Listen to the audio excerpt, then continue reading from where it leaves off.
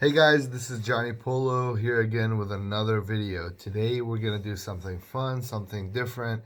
I'm going to share all of the cars that I've owned throughout the years, and I'm going to tell you what I liked, what I disliked about each one of them, and I want you guys to do the same exact thing. Comment down below what kind of cars you had, what kind of cars you still have, and what do you like and dislike about them. The first car that I've owned in the US was an '08 Mitsubishi Galant Rally Art. It had a 3.8 V6 engine. It was a front wheel drive car. It was super fun. It had an excellent sound system in it. I love that car. It was absolutely amazing, very rare to find.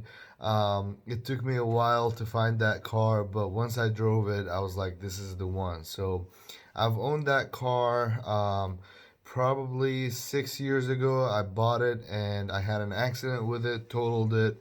And the next car after that was a 14 Camaro 2LT.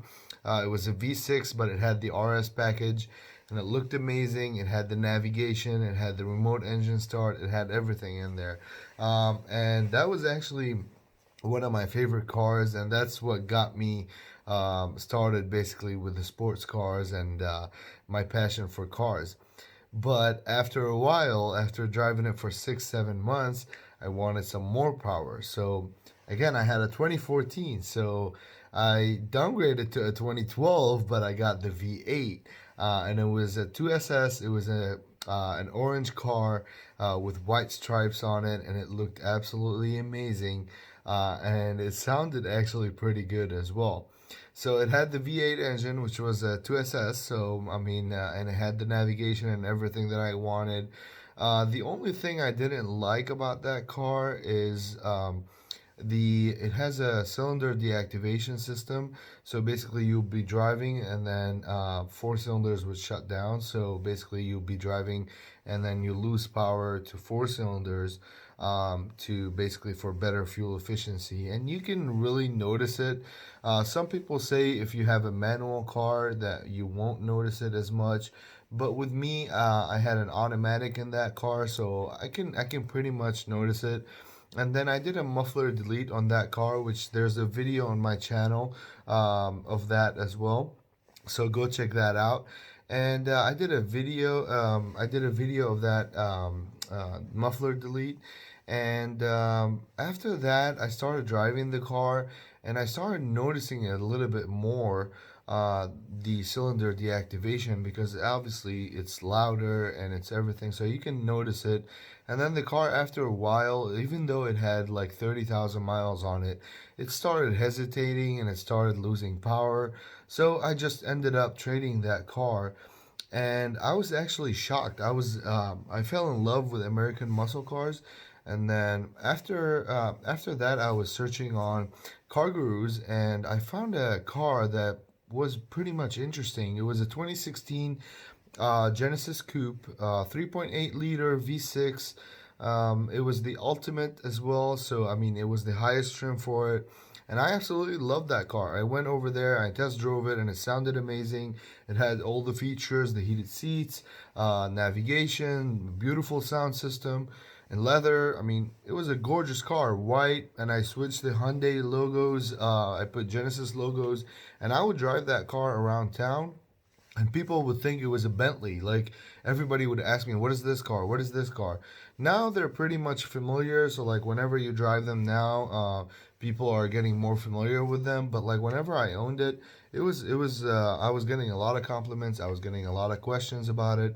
And then I did put an exhaust system. I don't remember what brand it was, but I did put an exhaust system on it, and it sounded like a baby GTR. I swear, like it sounded really good. It was loud, but it wasn't raspy. Sounded really good. It sounded exactly like a GTR. I had a lot of fun in that car. After that, I wanted again some more power because that one was a V6. So I found a 2017 Ford Mustang. It was competition orange. It has the faded stripes on it, which was super rare to find on those cars. It was a V8 GT. It was automatic. It wasn't a stick shift. All of those cars are my daily drivers. So I never wanted a stick shift, even though it's more engaging and you feel more engaged with the car, with the road and everything. But it's my daily driver, and I get stuck in traffic a lot. So for this, basically, I always went for the automatic. Now, that car I had for a year and a half, and I absolutely loved every single moment of that. I lowered the car. I put RTR grill on it with the lights, and it looked amazing. I also changed the wheels on the car. I did a lot of modifications to that car, and it was a loaded car. It had all the it was a premium. It had the performance pack on it. Absolutely beautiful vehicle. And then after that, I had an accident. Someone rear-ended me in that vehicle, so I knew that I was gonna lose some money on it. And I started looking into other vehicles, and I was trying to get out of the car before I lose more and more money because the accident was reported on Carfax. It was pretty much a lot of damage to the car on the rear end. So I mean, it said moderate damage on the Carfax, but I knew that's gonna affect the value of it.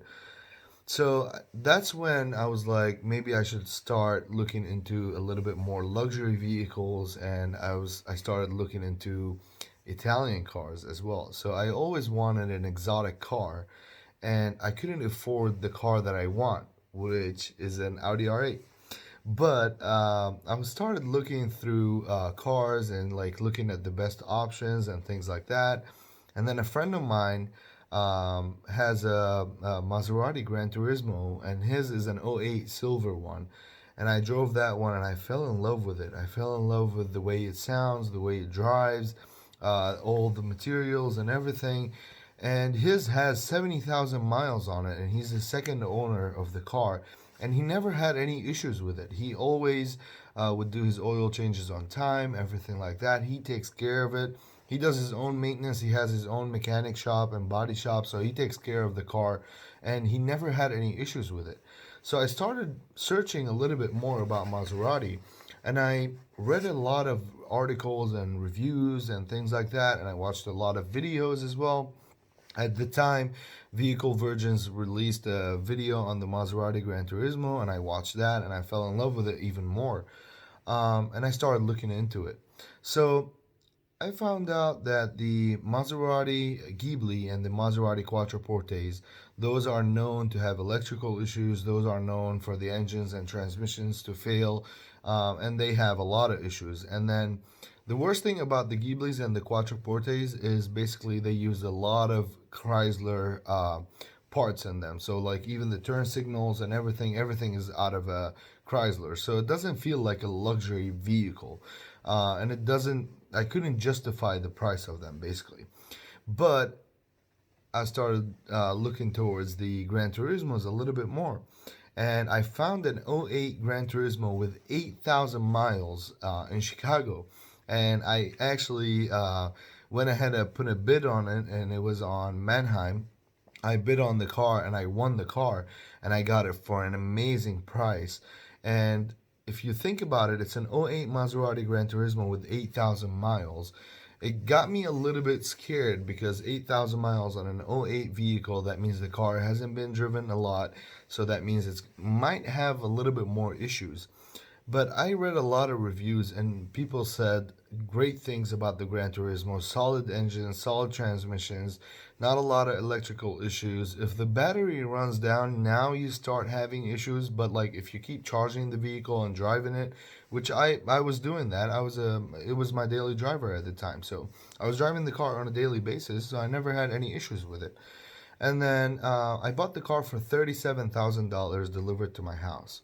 That's with the pre-purchase inspection and everything. So the car got here, had it for a year and 2 months exactly. And then after that, I went on a trip and I came back and the battery went down. So I had to replace the battery, and that's when I started having issues with the car. So I started having electrical issues. I would basically shut the door. When I'm standing outside, I would shut the door and the car would lock itself even though it's running. The key was inside. I didn't have a second key, so I had a lot of issues with that car. And then like the windows would stop rolling down because it's frameless door. So whenever you open the door, the window slides down a little bit. The windows stopped doing that, and I had so many issues with that. Or the trunk wouldn't open, and then like sometimes I would turn it on and it will give me a notice like for service suspension or something like that, and then it will go away after that. I will let it sleep basically overnight, and then the next day I'll turn it on and the car is fine. So I started looking into trading the car in basically for something else, and I found a 2014 Corvette that I fell in love with. It was a red on red custom paint job, custom interior directly from the factory. Um, it was a 3LT Z51, absolutely fully loaded with options and everything, and it was also supercharged. So it had an ANA supercharger on it, and it was pushing 700 horsepower, and it's a stick shift.